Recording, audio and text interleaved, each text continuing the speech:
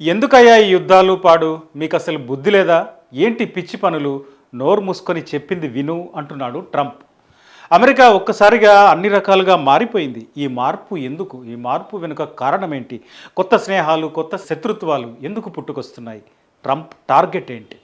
ముఖ్యంగా Russia Ukraine వారి విషయంలో అమెరికా స్టాండ్ మారడం వెనుక ట్రంప్ వ్యూహం ఏమై ఉంటుంది? ఆయుధాలు అమ్మి వాటిని సరఫరా చేసి యుద్ధాలను రెచ్చగొట్టే అమెరికా ఇప్పుడు ఏ ప్రయోజనాల కోసం ఉక్రెయిన్ మెడలు వంచి యుద్ధాన్ని ఆపబోతోంది? కాసేపు ఈ యుద్ధం, ట్రంప్, జెలెన్స్కీ, ఎలాన్ మస్క్ ఇవన్నీ పక్కన పెట్టి ఉక్రెయిన్లో ఉన్న వనరులేంటో, అక్కడి భూమి పొరల్లో ఏముందో చెప్పుకుందాం. ఉక్రెయిన్లో అపారమైన ఆయిల్, గ్యాస్ నిల్వలున్నాయి. అక్కడి భూమి పొరల్లో ఉన్న అత్యంత విలువైన మినరల్స్ విలువ ఎంతో తెలుసా? రష్యా వేసిన లెక్కల ప్రకారం $12 ట్రిలియన్, అంటే మన దేశ ఎకానమీ కంటే విలువైన ఖనిజాలు ఉక్రెయిన్ భూమిలో ఉన్నాయి. ఉక్రెయిన్లో టైటానియం నిల్వలు అపారంగా ఉన్నాయి. ప్రపంచ టైటానియంలో 7% అక్కడే ఉంది. అంటే ప్రపంచ టైటానియంలో 7% ఉక్రెయిన్ భూమిలోనే ఉంది. ఇది ఒక్కటే కాదు, బెరీలియం, యురేనియం, మ్యాంగనీస్ నిల్వలు అపారంగా ఉన్నాయి. యుద్ధం కంటే ముందు ఉక్రెయిన్ గ్యాలియం ఉత్పత్తిలో ప్రపంచంలోనే 5వ స్థానంలో ఉంది. నియాన్ గ్యాస్ ఉత్పత్తిలో ఉక్రెయిన్దే మేజర్ షేర్. ఇదే కాదు, ఈ లిస్ట్ ఇంకా చాలా ఉంది. Copper, zinc, silver, lead, nickel, cobalt, graphite, ఇట్లా వీటన్నిటి నిల్వలు ఉక్రెయిన్ భూమి పొరల్లో అపారంగా ఉన్నాయి. ఇక న్యాచురల్ గ్యాస్ నిల్వల విషయానికి వస్తే యూరోప్లోనే ఈ దేశం 2వ స్థానంలో ఉంది. ఇక ఉక్రెయిన్లో అత్యంత సారవంతమైన నేల ఉంది. అనేక దేశాలకు గోధుమలతో పాటు అనేక ఆహార ఉత్పత్తుల్ని ఎగుమతి చేసే సత్తా ఉక్రెయిన్ దేశానికి ఉంది. ప్రపంచ గోధుమల ఎగుమతుల్లో 12% ఉక్రెయిన్ నుండే వచ్చేది. 16% మొక్కజొన్న ఉక్రెయిన్ నుండే, 18% బార్లీ ఉక్రెయిన్ నుండే. ఇదంతా యుద్ధానికి ముందు స్టాటిస్టిక్స్. ఈ స్థాయిలో అపారమైన వనరులున్న ఉక్రెయిన్ ప్రపంచమంతా ఫాజిల్ ఫ్యూయల్స్ నుంచి క్రిటికల్ మినరల్స్ వైపు నడుస్తోంది. ఈ టైంలో ఉక్రెయిన్ ఎందుకు కీలకంగా మారుతుంది అంటే, కాపర్, లిథియం, మ్యాంగనీస్, నికెల్ ఇవన్నీ అన్ని దేశాలకు అత్యవసరంగా మారిపోయాయి. Solar energy, wind energy, electric వాహనాలు వీటన్నిటికీ ఈ క్రిటికల్ మినరల్స్ అవసరం. చైనా ఇప్పుడు ఈ రేర్ మినరల్స్కి ప్రపంచంలోనే పెద్ద సప్లయర్. చైనా వీటిని వెలికి తీయడంలో, ఉత్పత్తిలో, రిఫైన్లో చాలా ముందంజలో ఉంది. అందుకే చైనా ఆధిపత్యం ట్రేడ్లో కొనసాగుతోంది. చైనాని ఇప్పట్లో ఎవడు కొట్టలేడు అనడానికి ఉండే కారణాల్లో ఇది కూడా ఒకటి. చైనాని కాస్త విసిగిస్తే ఈ రేర్ ఎర్త్ మినరల్ సప్లైని ఆపేస్తుంది. గతంలో ఇలాంటి పరిణామాలు జరిగాయి. ఈ తరుణంలో చైనాపై ఆధారపడకుండా మరో సోర్స్ దొరికితే అప్పుడు మాకు తిరుగులేదు అని అమెరికా, యూరప్ దేశాలు భావించడం సహజం. మరి ఇన్ని వనరులున్న దేశం ఖనిజాలు తవ్వుకోవాలి, వ్యాపారం చేయాలి. ఆ వ్యాపారం తమకు లాభసాటిగా ఉండాలి. కానీ అది యుద్ధంలో దిగి గాయాల పాలై తమ నుండే ఎదురు సాయం తీసుకునే పరిస్థితి వస్తే అది ఎంత బుద్ధి తక్కువ. ఇది ట్రంప్లోని వ్యాపారి ఆలోచించే సంగతి. అందుకే ఇప్పుడు అన్ని రివర్స్ అయిపోయాయి. ఇక జెలెన్స్కీ సంగతి చూద్దాం. పులి మీద స్వారీ చేయడం గొప్ప కాదు, దాన్ని దిగితే మింగేస్తుంది అని ముందే తెలియడం గొప్ప విషయం. ఓ దశలో దిగను అన్నా అదే పడేసి మింగేస్తుంది. జెలెన్స్కీ ఈ స్వారీని 2022లోనే మొదలుపెట్టాడు, ఇంకా కొనసాగిస్తున్నాడు. ఇప్పుడు కింద పడి బలి కాబోతున్నాడు. ఇంతకాలం ఓ పక్కన బైడెన్ ఉన్నాడు, మరో పక్కన యూరప్ దేశాలు ఉన్నాయి. ఇవన్నీ మేమున్నాయని డబ్బులు ఇస్తున్నాయి, అంటే ఆర్థిక సాయం చేస్తున్నాయి, ఆయుధాలు ఇస్తున్నాయి, నాటో మొత్తం నాతోనే ఉంది అని జెలెన్స్కీ అనుకున్నాడు. కానీ ట్రంప్ రాగానే సీన్ మారిపోయింది. ఓరి బుద్ధి తక్కువ జెలెన్స్కీ, అసలు యుద్ధం ఎందుకు మొదలుపెట్టావు? రష్యా ముందు నువ్వెంత? నువ్వు నిలబడతావా? నీకంత శక్తి ఉందా? ఏదో రకంగా బతిమాలి రష్యాని ఒప్పించుకొని సంధి చేసుకోవాలి. కానీ పుతిన్తో యుద్ధానికి దిగడం ఏంటి? నీ పట్టుదల కోసం ఎన్ని వేల మంది ప్రాణాలు తీశావు, ఎన్ని లక్షల మందిని నాశనం చేశావని ట్రంప్ ఒక్కసారిగా సీన్ రివర్స్ చేశాడు. యుద్ధం ఆగాల్సిందే, ఖచ్చితంగా ఆగాల్సిందే అంటున్నాడు. పుతిన్ యుద్ధం చేయటం సరైందే కదా, పక్కలో బల్లెం పెట్టుకుని ఎవడైనా బతుకుతాడా? నాటోలో చేరిన ఉక్రెయిన్ పెట్టుకుంటే రష్యా ఎందుకు కామ్గా ఉంటుంది? అలాంటి పరిస్థితి వస్తే గొడవకు దిగకుండా ఉంటాడా? పుతిన్ చేసింది కూడా అదే కదా అంటున్నాడు ట్రంప్. రష్యా పక్కనే ఉన్న ఉక్రెయిన్ నాటోలో చేరతాను అంటే పుతిన్ ఊరుకోను అని ఇంతకాలం చెప్తున్న వాదనని ఇప్పుడు ట్రంప్ సపోర్ట్ చేస్తున్నాడు. అదే సమయంలో ఇంతకాలం అమెరికా, యూరప్ దేశాలు చేసిన వాదనకి రివర్స్గా అసలు యుద్ధం మొదలుపెట్టిందే ఉక్రెయిన్ అత్యుత్సాహం వల్ల, జెలెన్స్కీ మూర్ఖత్వం వల్ల అని కూడా ట్రంప్ అనేశాడు. రష్యా ఉక్రెయిన్ యుద్ధం ఫిబ్రవరి 24, 2022న మొదలైంది. ఇప్పటి వరకు వేల మంది చనిపోయారు. దీనిపై ఎవరి దగ్గర స్పష్టమైన లెక్కలు లేవు. ఎందుకంటే రష్యా ఉక్రెయిన్ సైన్యాన్ని మేము ఇన్ని వేల మందిని చంపామంటుంది, మేము కూడా రష్యా సైన్యంలో ఇన్ని వేల మందిని చంపామని ఉక్రెయిన్ రెండు దేశాలు పరస్పరం చెప్పుకుంటాయి.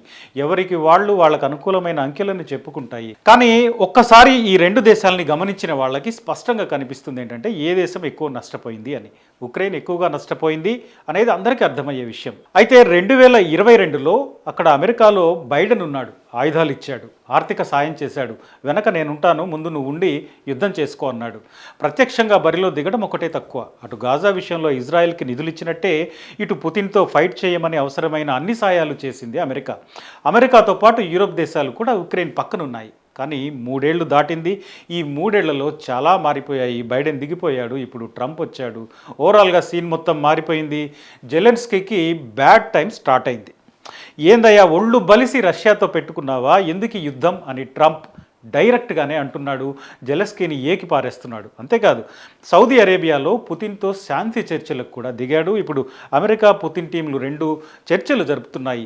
ఎవరికి ఎలాంటి సాయం చేసేది లేదు, అంతా బిజినెస్, లాభ నష్టాల భాష మాత్రమే నాది అనే ట్రంప్ అమెరికా లాభం కోసం ఏదైనా చేస్తానంటున్నాడు. ఎవరైనా వదిలేస్తాను, ఎవరినైనా కావలించుకుంటానని స్పష్టంగా చెప్తున్నాడు. ఇప్పుడు ఇంతకాలం తను నమ్మిన ఉక్రెయిన్ విషయంలో ఒక్కసారిగా సీన్ మార్చేశాడు. ఒక కమెడియన్ మాట నమ్మి అమెరికా ఇన్ని వేల కోట్ల డాలర్లు ఖర్చు చేయడం ఏంటి, నాన్ సెన్స్ అంటున్నాడు. నిజానికి జెలెన్స్కీపై గతంలో అమెరికా రిపబ్లికన్ పార్టీ నేతలు కూడా మండిపడ్డారు. ఉక్రెయిన్కు మానవతా దృక్పథంతో ఏదో తాము సాయం చేస్తుంటే జెలెన్స్కీ మాత్రం తమను పిచ్చోళ్ళని చేస్తున్నాడు అని విమర్శించారు. ట్రంప్ ఎప్పుడైతే రివర్స్ అయ్యాడో జెలెన్స్కీ కూడా ట్రంప్కి వ్యతిరేకంగా 1-2 సార్లు మాట్లాడాడు. దీంతో ట్రంప్కి మరింత తిక్కరేగింది. జెలెన్స్కీ ఒక నియంతాన్ని మండిపడ్డాడు. ఇప్పటివరకు ఉక్రెయిన్లో ఎన్నికలు కూడా నిర్వహించలేదని విమర్శించాడు.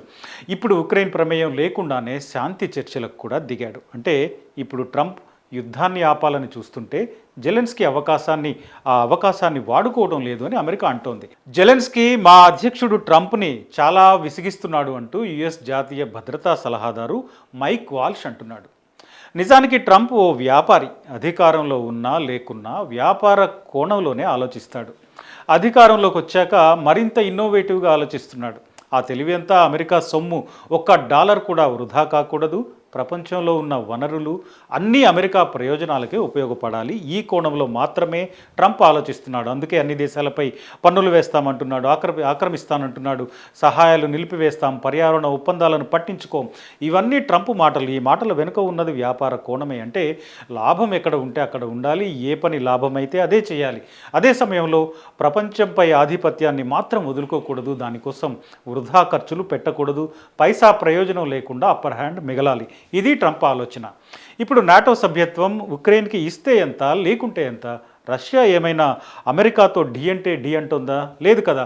అసలు సమస్య అమెరికాకి చైనా రూపంలో ఉంటే ఈ తలనొప్పిని తానెందుకు భరించాలి? పైగా యుద్ధం ఆపేసి ఉక్రెయిన్ వనరులపై పట్టు సాధించాలనే వ్యూహంలో ట్రంప్ ఇప్పుడు కలలు కంటున్నాడు. ఆ కలల కోసమే ఉక్రెయిన్ మెడలు వంచబోతున్నాడు. నీకెందుకయా శుభ్రంగా వ్యాపారం చేసుకోకుండా ఈ యుద్ధాలు గొడవలు అనేది ట్రంప్ పాలసీ. ఇప్పుడు జెలెన్స్కీ అక్కడ యుద్ధం చేసి ఓడబొడిచేది ఏముంది? దానివల్ల ఇప్పటికే నాటోకి తడిచి మోపుడైంది. నాటోకి నిధులు ఇచ్చి ఇచ్చి అమెరికా వేల కోట్లు నష్టపోతోంది. ఇంత భారం అవసరమా మాకు? ఆ యుద్ధం ఆపేయండి అంటున్నాడు ట్రంప్. ఇప్పుడు సౌదీలో అమెరికా రష్యా ప్రతినిధులు దీనిపై చర్చిస్తున్నారు. రష్యా తమ భూభాగాన్ని ఆక్రమించిందని ఇంతకాలం జెలెన్స్కీ చెప్తున్న వాదనని ట్రంప్ కొట్టిపాడేస్తున్నాడు. కాస్త భూమి పోతే పోయింది, యుద్ధం వరకు ఎందుకు తీసుకొచ్చావని నిందిస్తున్నాడు. అసలు యుద్ధం కంటే ముందే సంధి చేసుకోవాల్సింది కదా అంటున్నాడు. ఒక కమెడియన్ కోసం అమెరికా వేల కోట్లు నష్టపోయింది అంటున్నాడు ట్రంప్. ఇవన్నీ చూసినప్పుడు జెలెన్స్కీ బ్యాడ్ టైం ఇప్పుడు దారుణంగా నడుస్తోంది అనిపించక మానదు. అయితే ఇదే టైంలో ఇతను పని చేశాడు. తన భార్యతో ఓ ఫోటోషూట్లో పాల్గొన్నాడు.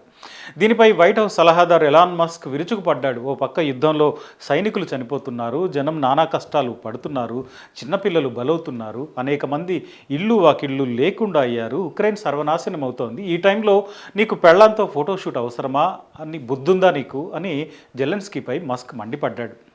యుద్ధం జరుగుతున్న సమయంలో ఇవేం పనులు అని మస్క్ ప్రశ్నించాడు. ఇదే జెలెన్స్కీ అమెరికాతో మంచి టర్మ్స్లో ఉండుంటే ఏం యుద్ధం ఉంటే కాస్త ఆట విడుపు ఉండకూడదా, మనిషన్నా కాస్త కళాపోషణ ఉండదా అని ఖచ్చితంగా అని ఉండేవాడు మస్క్. కానీ ఇప్పుడు అన్నీ మారిపోయాయి. యుద్ధ భాష మారింది. ట్రంప్ ఒక్కసారిగా క్యారెక్టర్ చేంజ్ అన్నాడు. ఇంతకాలం పుతిన్ని విలన్ రోల్లో, జెలెన్స్కీని హీరోగా, ఉక్రెయిన్ ప్రజల్ని బాధితులుగా చూపించి ఇప్పుడు ఒక్కసారిగా స్టోరీ మారిపోయింది, మీ క్యారెక్టర్లన్నీ మారిపోయాయి అంటున్నాడు. పుతిన్ ఇప్పుడు హీరో అయ్యాడు, జెలెన్స్కీ విలన్ అయ్యాడు. ఉక్రెయిన్ ప్రజలు మాత్రం అప్పుడు ఇప్పుడు ఎప్పుడూ బాధితులే. అసలు 3 ఏళ్ల క్రితం నేను వైట్ హౌస్లో ఉంటే ఈ యుద్ధం మొదలయ్యేదే కాదు అంటున్నాడు ట్రంప్. ఇప్పుడు సౌదీలో ఉక్రెయిన్ ప్రమేయం లేకుండా ఉక్రెయిన్ రష్యా మధ్య యుద్ధం ఆగటం ఎలా అని రష్యాతో అమెరికా చర్చిస్తోంది. మేము లేకుండా ఈ చర్చలేంటి, ఈ చర్చల్ని గుర్తించం అంటున్నాడు జెలెన్స్కీ. నువ్వు ఉంటే ఏంటి, లేకుంటే ఏంటి, మేం చేయాల్సింది చేస్తాం అంటున్నాడు ట్రంప్. మరి ఒక్కసారిగా ఇన్ని మార్పులు ఎందుకు వచ్చాయి? జెలెన్స్కీ దిగి వస్తే అంతా చక్కబడుతుందని, లేకుంటే అసలు ఉక్రెయిన్ లేకుండా అంతా రష్యాలోనే కలిసిపోతుంది అని కూడా హెచ్చరించడం మరీ విచిత్రమైన విషయం.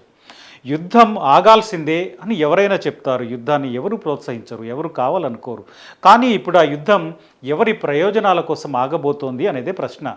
జెలెన్స్కీ మెడలు వంచి యుద్ధాన్ని ఆపే ట్రంప్ ఏ ప్రయోజనాలు తీసుకోబోతున్నాడు అనేదే ఇప్పుడు వచ్చే అనుమానం. ఎందుకంటే ట్రంప్కి తెలిసింది లాభ నష్టాల భాష మాత్రమే కాబట్టి ఇప్పటికే $200 బిలియన్ ఆర్థిక ఆయుధ సాయం చేసి దానికి ఎన్ని రెట్ల లాభాన్ని ఉక్రెయిన్ నుంచి అమెరికా పొందుతుందో ఎవరూ చెప్పే పరిస్థితి లేదు. రక్తమోడుతున్న గాజాలో రియల్ ఎస్టేట్ వ్యాపారాన్ని, బీచ్ ఫ్రంట్ రిసార్టుల్ని చూస్తున్న ట్రంప్ ఉక్రెయిన్లో తవ్వుకోవాల్సిన గనుల్ని, అత్యంత విలువైన ఖనిజాలని చూస్తున్నాడు. ఇప్పటికే దీనికి సంబంధించి ఒక ఆఫర్ కూడా పెట్టాడు. అత్యంత విలువైన అరుదైన ఖనిజాల్లో సగం తవ్వుకొనిస్తే మా మద్దతు ఇట్లాగే కొనసాగుతుంది అంటున్నాడు ట్రంప్. జెలెన్స్కీ దీనికి ఒప్పుకున్నా లేకపోయినా ఆయన్ని దింపేసి లేదా పరారయ్యేలా చేసి ఉక్రెయిన్కి సాయం చేసే పేరుతో ట్రంప్ ఆ దేశాన్ని పీల్చి పిప్పి చేసే ప్రణాళికను చేస్తున్నాడు అనేది స్పష్టం.